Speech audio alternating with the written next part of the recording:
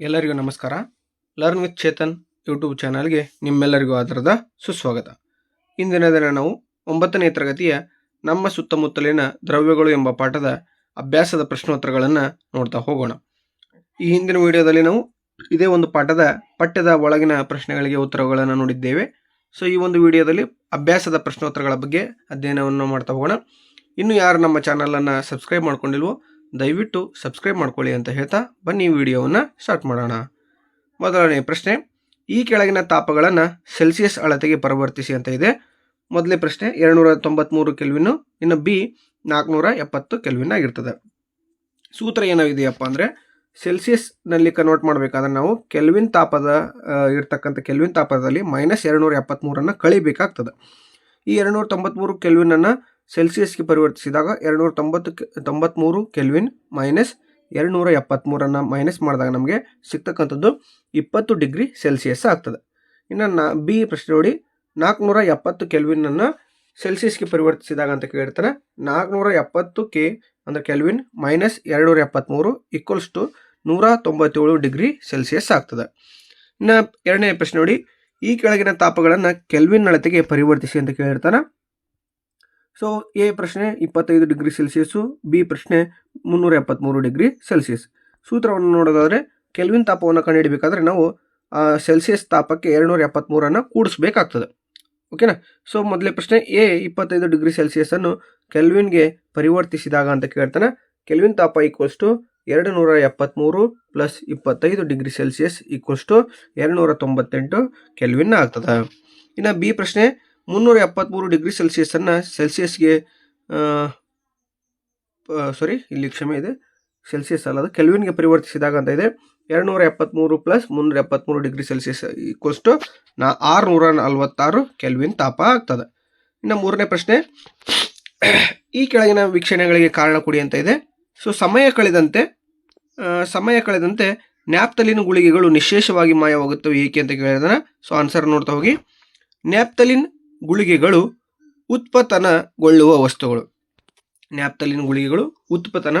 ವಸ್ತುಗಳು. ಇವು ಕೊಠಡಿ ತಾಪದಲ್ಲಿ ಘನ ಸ್ಥಿತಿಯಿಂದ ನೇರವಾಗಿ ಅನಿಲ ಸ್ಥಿತಿಗೆ ಬದಲಾಗುವುದರಿಂದ ಅವು ನಿಶೇಷವಾಗಿ ಹೋಗುತ್ತವೆ. ಓಕೆನಾ.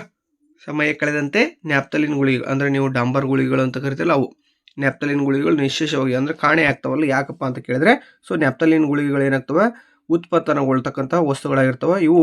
ಹಾಗಾದರೆ ಉತ್ಪತನ ಅಂದರೆ ಏನು ಅನ್ನೋದು ನೋಡಿದರೆ, ಇವು ಕೊಠಡಿ ತಾಪದಲ್ಲಿ ಘನ ಸ್ಥಿತಿಯಿಂದ ನೇರವಾಗಿ ಅನಿಲ ಸ್ಥಿತಿಗೆ ಬದಲಾಗುವುದರಿಂದ ಅವು ನಿಶೇಷವಾಗಿ ಹೋಗ್ತವೆ ಅಂತ ಬರೀಬೇಕಾಗ್ತದೆ. ಇನ್ನು ಬಿ ಪ್ರಶ್ನೆ, ನಾವು ಹಲವಾರು ಮೀಟರ್ ದೂರದಲ್ಲಿ ಕುಳಿತಿದ್ದರೂ ಸುಗಂಧ ದ್ರವ್ಯದ ವಾಸನೆಯನ್ನು ಗ್ರಹಿಸುತ್ತೇವೆ ಏಕೆ ಅಂತ ಇದೆ. ಸೊ ಸುಗಂಧ ದ್ರವ್ಯವು ಶೀಘ್ರವಾಗಿ ಬಾಷ್ಪೀಕರಣಗೊಳ್ಳುವುದರಿಂದ ಅದರ ಕಣಗಳು ಗಾಳಿಯಲ್ಲಿ ವಿಸರಣೆಗೊಳ್ಳುತ್ತವೆ. ಆದ್ದರಿಂದ ದೂರದಲ್ಲಿದ್ದರೂ ಅದರ ವಾಸನೆಯನ್ನು ನಾವು ಗ್ರಹಿಸುತ್ತೇವೆ. ನೋಡ್ರಿ, ಬಾಷ್ಪೀಕರಣ ಅಂತ. ಓಕೆ. ಸೊ ಸುಗಂಧ ದ್ರವ್ಯವು ಶೀಘ್ರವಾಗಿ ಬಾಷ್ಪೀಕರಣಗೊಳ್ಳುವುದರಿಂದ ಅದರ ಕಣಗಳು ಗಾಳಿಯಲ್ಲಿ ವಿಸರಣೆಗೊಳ್ಳುತ್ತವೆ. ಆದ್ದರಿಂದ ದೂರದಲ್ಲಿದ್ದರೂ ಅದರ ವಾಸನೆಯನ್ನು ನಾವೇನು ಮಾಡ್ತೇವೆ, ಸುಗಂಧ ದ್ರವ್ಯದ ವಾಸನೆಯನ್ನು ಗ್ರಹಣೆಯನ್ನು ಮಾಡ್ತೇವೆ. ಇನ್ನು ನಾಲ್ಕನೇ ಪ್ರಶ್ನೆ, ಕಣಗಳ ನಡುವಿನ ಆಕರ್ಷಣಾ ಬಲದ ಏರಿಕೆ ಕ್ರಮದಲ್ಲಿ ಈ ಕೆಳಗಿನ ವಸ್ತುಗಳನ್ನು ಜೋಡಿಸಿ ಅಂತ ಇದೆ. ನೀರು, ಸಕ್ಕರೆ ಮತ್ತು ಆಕ್ಸಿಜನ್.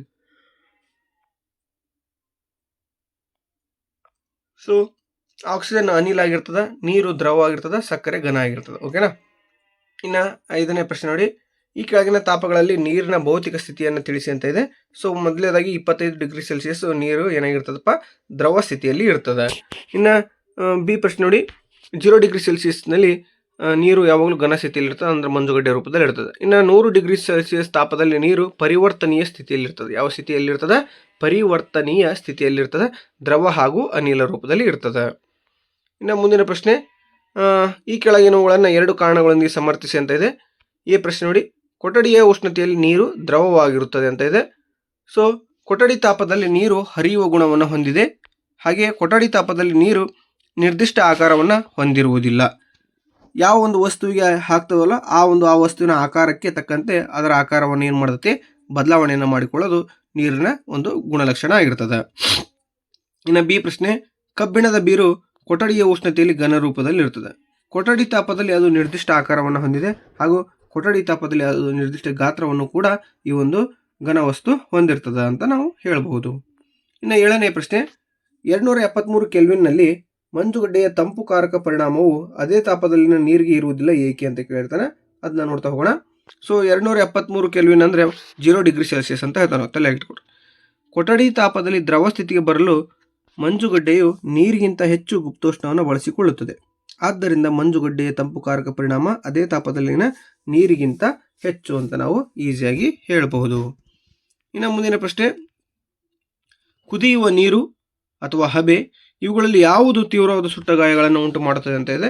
ಹಬೆಯು ತೀವ್ರವಾದ ಸುಟ್ಟಗಾಯಗಳನ್ನು ಉಂಟು ಮಾಡ್ತದೆ. ಯಾಕಪ್ಪ ಅಂದರೆ ಕಾರಣ ಹಬೆಯ ಗುಪ್ತೋಷ್ಣವು ಕುದಿಯುವ ನೀರಿಗಿಂತ ಅಧಿಕವಾಗಿರ್ತದೆ. ಅಂದರೆ ಉಷ್ಣವನ್ನು ಗುಪ್ತವಾಗಿ ಇರಿಸಿಕೊಂಡಿರ್ತದೆ ಯಾವುದು ಹಬೆ. ಹಾಗಾಗಿ ನಮ್ಗೆ ಹಬೆಯಿಂದ ಹೆಚ್ಚು ಹಾನಿ ಆಗ್ತದೆ. ಸೊ ನೀವು ಸಾಮಾನ್ಯವಾಗಿ ಏನು ಅಡುಗೆ ಮನೆಯಲ್ಲಿ ನೀರನ್ನು ಕಾಯಿಸ್ತಾ ಇರ್ತೀರಿ, ಹೌದಾ? ನೀರು ಕಾಯಿಸುವಾಗ ನೀವೇನು ಮಾಡ್ತೀರಿ, ಸ್ನಾನಕ್ಕಂತ ನೀರು ಕಾಯಿಸಬೇಕಾದ್ರೆ ಆ ಒಂದು ನೀವೇನು ಸಂಗ್ರಾಹಕದಲ್ಲಿ ಕಾಯಿಸ್ತಾ ಇರ್ತಾರಲ್ಲ, ಅದಕ್ಕೆ ನೀರು ತುಂಬ್ಕೊಳ್ಳೋಕೆ ಕೈ ಇಟ್ಟಾಗ ಇನ್ನು ನೀವು ನೀರನ್ನು ಟಚ್ ಮಾಡಿರೋದಿಲ್ಲ, ಆವಾಗಲೇ ಏನಾಗಿರ್ತದೆ ನಿಮ್ಮ ಕೈಗೆ ಜಳ ಬಡಿತದೆ. ಆ ಒಂದು ಹೊಗೆ ಅಂತ ಹಬೆ ಅಂತ ಕರಿತೀವಲ್ಲ, ಅದರಿಂದ ನಿಮ್ಮ ಕೈ ಸುಟ್ಟಂಗೆ ಅನಿಸ್ತದೆ.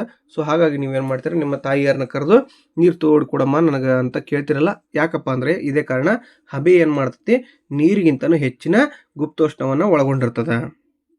9ನೇ ಪ್ರಶ್ನೆ, ಈ ಕೆಳಗಿನ ಚಿತ್ರದಲ್ಲಿ ದ್ರವ್ಯಗಳ ಸ್ಥಿತಿಗಳ ಬದಲಾವಣೆಗಳನ್ನು ತೋರಿಸಲಾಗಿದೆ.